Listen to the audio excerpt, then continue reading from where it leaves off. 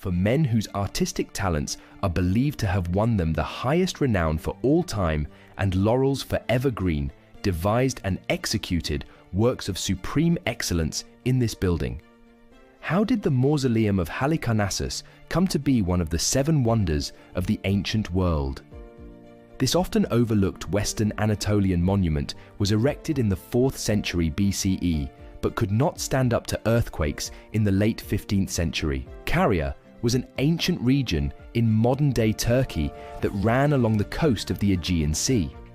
It was inhabited by various indigenous people over the centuries, but it fell to the Persians during the Achaemenid expansion of the 6th century BCE. Cyrus the Great would continue his conquest of Anatolia and install satrapies to maintain his control in the region. For centuries, the Persians maintained their foothold in Asia Minor. In the case of Caria in the 4th century BCE, the Achaemenid satrap was a man named Mausolus of the Hecatomnid dynasty. Mausolus selected Halicarnassus as his capital around 370 BCE. The birthplace of Herodotus and Dionysius, it was an ancient city with a long history dating back to the Bronze Age. But Mausolus left no stone unturned in making it one of the finest and grandest cities of the ancient world. Visitors approaching the city would stop atop a neighboring hill and see the entire city laid out in front of them.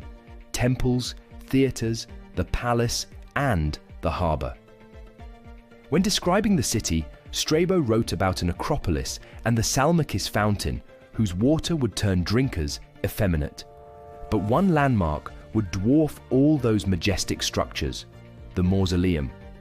In the words of Lucian of Samosata, "A vast tomb lies over me in Halicarnassus, of such dimensions, of such exquisite beauty as no other shade can boast." But how and why did the dynasts take on such an ambitious project? How did the region become rich enough to afford it? Mausolus developed the coastal cities, establishing harbors and capitalizing on the eastern Mediterranean trade. He constructed walls to fortify the city and roads to facilitate penetration inland.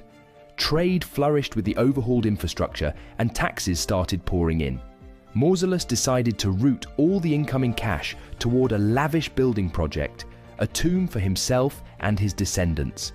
Mausolus was fond of Greek traditions, considering that most of the construction at Halicarnassus follows the patterns of the Ionian Renaissance mixed with a little bit of Anatolian flavor. But that does not mean that the ruler was on good terms with the Greeks.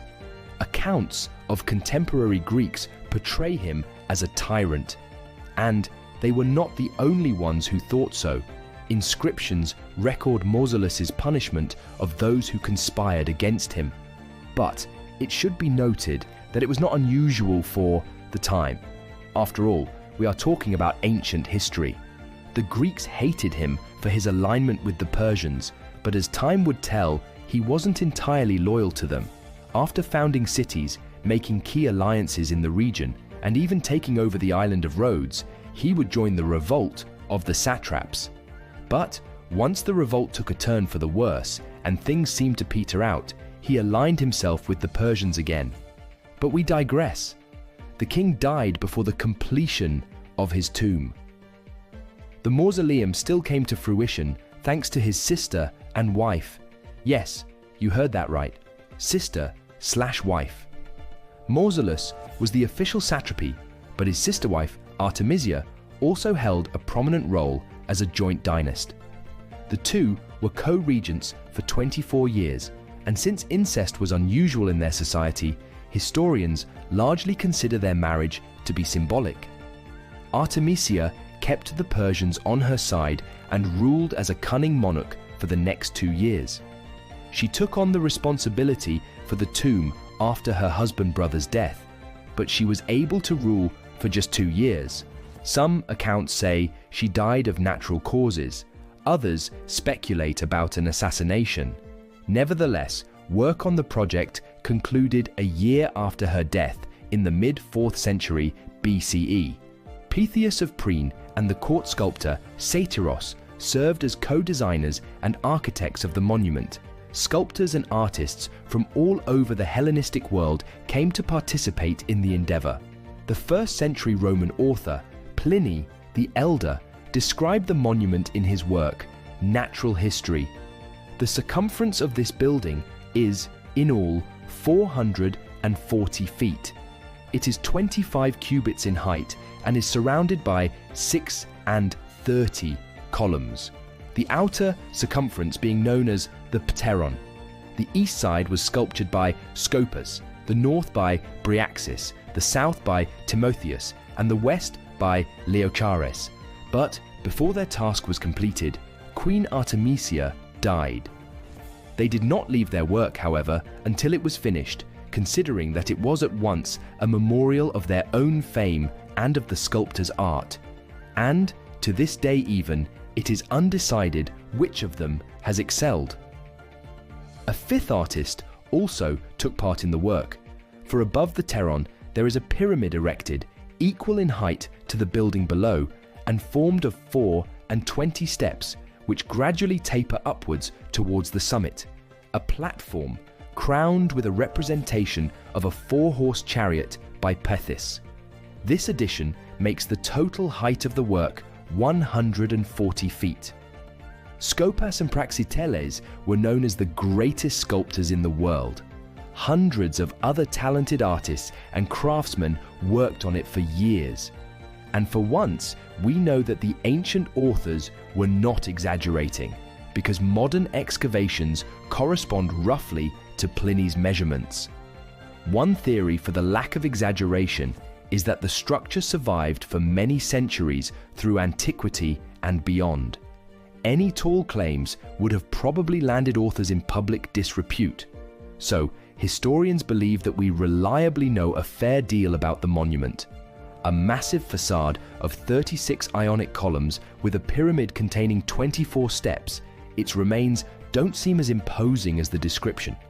Even though it was absolutely immense compared to everything else around it, the mausoleum was not known throughout the ancient world just for its size. More than anything else, everyone admired the flourishes of its design and sophisticated works of art. It was so beautiful that the word tomb became synonymous with mausoleum. The structure was erected within a large precinct in the city center on a slope positioned within an enclosed courtyard and connected to the town agora by a large staircase.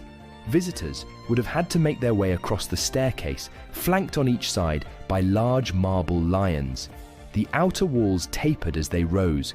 This particularly made it seem like the building had organically sprung from the earth. The foundation, terrace, walls, roof, all were covered with marble. On a bright Mediterranean morning, they would have bloomed throughout the city. Speaking of marble, it should be noted that the mausoleum contained at least 100 marble sculptures. Some estimates say close to 400. The statues depicting gods, goddesses, and other tales from the classical world once stood between large columns. Those, as well as the ones on the steps of the podium, were mostly lost to history. Close to 66 fragments have been excavated that all belonged to different statues. They can be viewed in the British Museum. Imagine a coastal city with a blooming monument in its center, a monument not to any god, but to a man.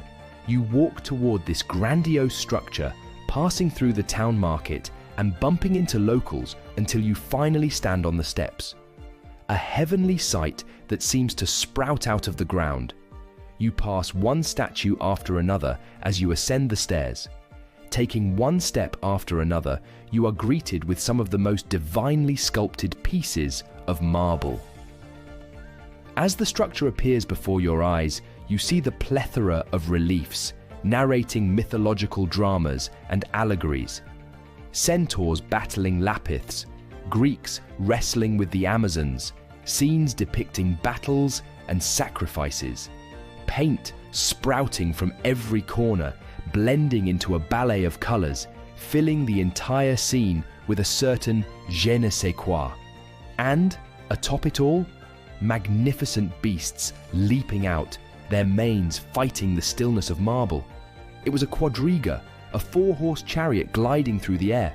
Parts of it can still be seen. Over the centuries, the mausoleum did not remain the divine inspiration it once was. However, in the 12th century CE, Eustathius of Thessalonia, a Byzantine scholar, described it as still worthy of wonder. The monument held its ground for around 17 centuries. After earthquakes damaged it in the 14th century, it was salvaged and parts were hauled off and displayed in the Bodrum castle. And just like that, the ancient wonder was no more. You might like to find out more about the other 6 wonders of the ancient world, so check out this playlist. If you enjoyed this video, hit the like button, subscribe to the channel for more content, and let us know your thoughts in the comments. That's it for now. We'll catch you in the next video.